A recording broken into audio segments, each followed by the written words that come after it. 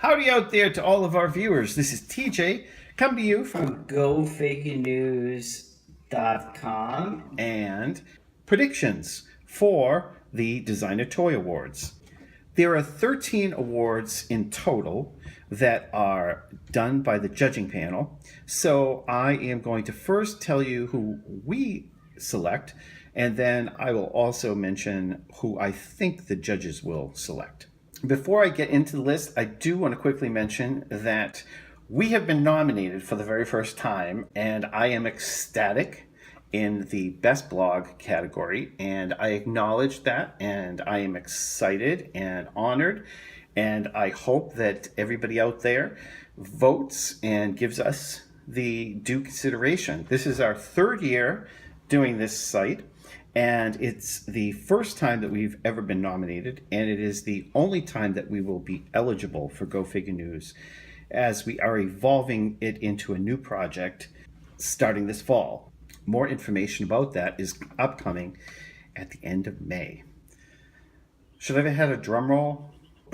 I've had a little bit of a frog in my throat, so la croix, darling, la croix.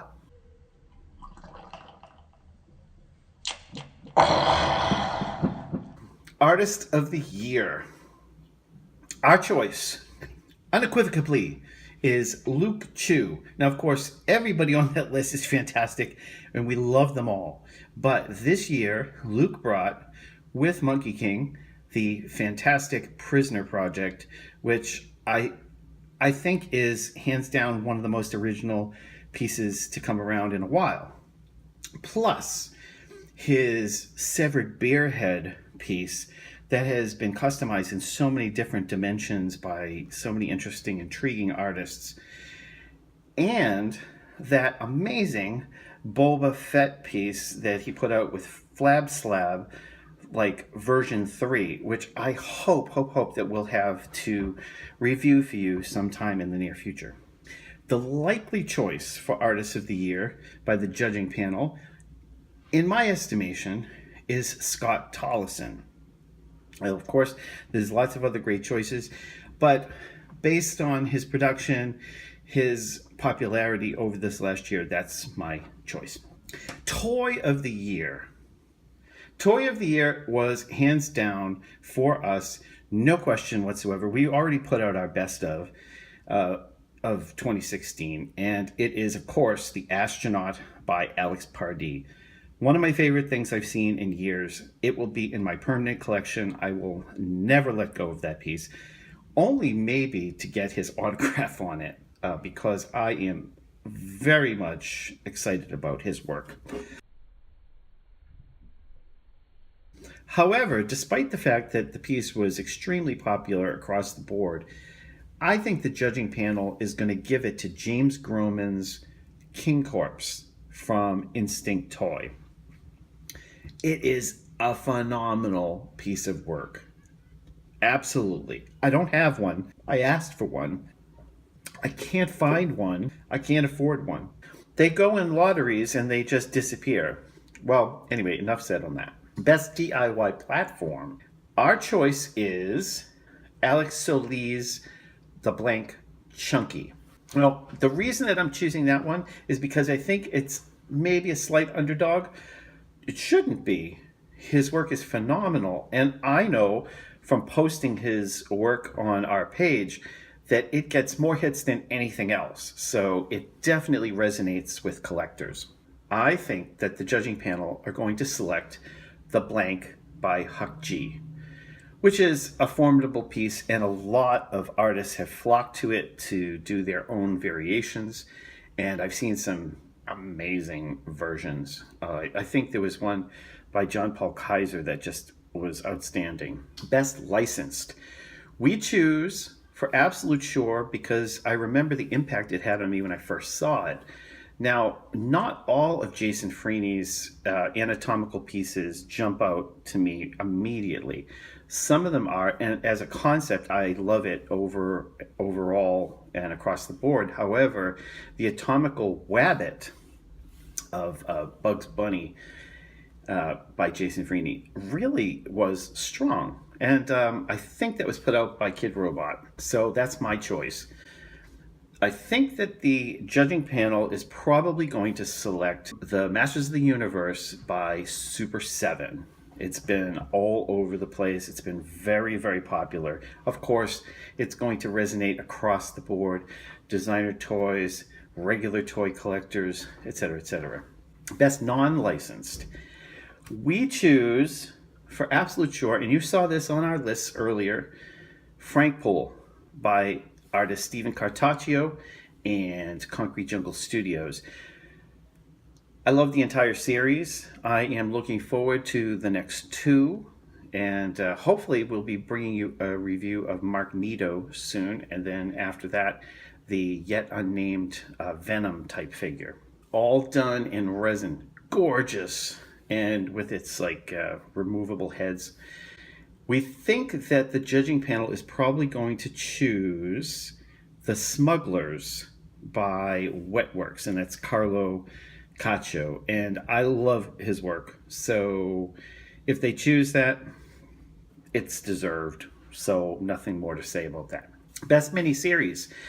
We definitely choose, and this seems like it came out such a long time ago to me, but it's definitely deserving. I'm not exactly sure if it is considered minis per se, but Horrible Adorables, put out by Kid Robot under their own name. I guess the moniker is simply Horrible Adorables, and they with all those animals with the flap pieces that kind of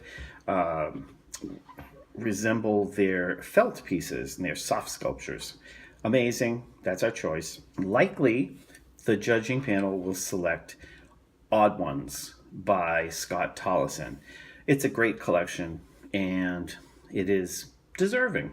The best non-plastic, which is one of the two categories where I think both myself and the judging panel will probably agree, is the Omen Totem Puff by Flat Bonnie and Course. A great combination of artists and a very smart piece. Best resin. Now this was a hard category, as it is, because I like to think of myself as being a connoisseur of the resin, and you'll see why come this fall. Our choice is definitely, I need to give more tips to our good friend Rado Kim and the Box Cat Bread Cat. That piece was everywhere. Now, I am not sure if the artist did that much advertising and publicity, etc., but it was everywhere, and there were so many versions, and I just absolutely love it. I think it's adorable. It's a perfect small resin figure. The likely choice will be the absolutely gorgeous, and I wish I had one, Ghost of Kurosawa by Quicks and Flab Slab. I think that's an amazing piece. A little from column A, a little from column B. The best of foobie. This was actually hard, even though I came to a decision about The Twins by Awesome Toy. I love what Awesome Toy puts out, and the entire mythos behind the Grady twins is really kind of what brought it back for me. That's going to be our choice for best foobie. The panel, my guess, is going to choose Baked Kujira by Candy Bolton. There have been many versions. She did a fantastic job with so many different variants of that piece, and she's worked with a few different toy companies to get that out there. It's a fantastic piece. It's very kind of undulating. It's just such a beautiful sculpt. Best vinyl plastic. This is another place where I thought myself and the judges will probably both select Cause's Flayed Companion.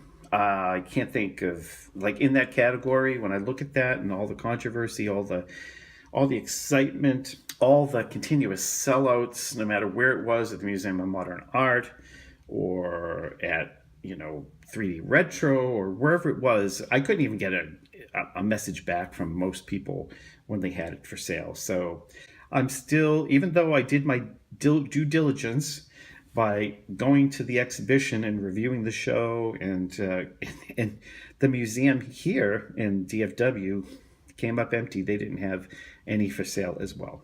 Breakthrough Artist. Now, this is a really important and probably the most important category of all. And the reason is it's kind of like an important plateau for an artist to be at, you know, to see their peers and their fans and their collectors voting for them. I know it comes down to a jury, so there's probably 65,000 reasons to select one of these 9 people. Our choice was really tough, and mainly because we've seen his work up close and personal, and we know the quality, and we know his due diligence that he gives to the work. That is Carlo Caccio and Wetworks. His spin-offs on Star Wars has its own style and sophistication. It's really, really, really smart work. We think that the judges are going to probably go with either Candy Bolton, who would be very much deserved. She is a fantastic artist in her own right. Or Alex Solis, who I speak with on a somewhat infrequent basis. And he's famous for his chunkies. So I love the series, and it is super popular. Brand of the year. Now, I have to say, selecting a brand is really hard because they might have 1 or 2 hits, but if a certain brand puts out several things, and in this category there are 3 that I think are phenomenal, and those are Toy Cube, Unboxed Industries, and Flab Slab. Those are the 3 that I think stand out in this group for this particular year. I'm going to give it to Toy Cube this year because they put out some really wacky things, and they took chances, they took risks, and I have to say, of the 3, Toy Cube is the only one that I've actually seen a figure up close and personal, but I know that the quality is there for the others. And my thought about likely choice by the judging panel is probably going to be Flab Slab. Is this going to be a Flab Slab sweep this year? Who knows? Stay tuned to check in. Now, the last category is Custom of the Year. This is really the hardest category to select because they're all worthy, they're all great, they're all interesting. I selected a piece that I was not familiar with until I actually, embarrassingly, saw this come up in the award selection, and that is the DeRobo G. And that is, I guess, a custom by Dolly Oblong of Huck G's blank. So it's gorgeous, it's phenomenal. Just as honorable and just as strong, and this could have been a tie in my mind, Krampus by Scott Tollison and Seriously Silly K. Now, I picked Seriously Silly K last year. I have not had an opportunity to actually see her work up close and personal, and it's almost like kind of an emotive style. There's a little bit of frill, but you get to the point and you know exactly what you're looking at, particularly in this case where you have sort of an infamous character that they're portraying. The other categories are fan-based categories, and there are 6 of them. And they are Best Toy Store, Best Online Toy Store, Best Blog, Custom, Toy, Artist, but I'm not going over those, so you're going to have to go online and check those out. Thank you for watching.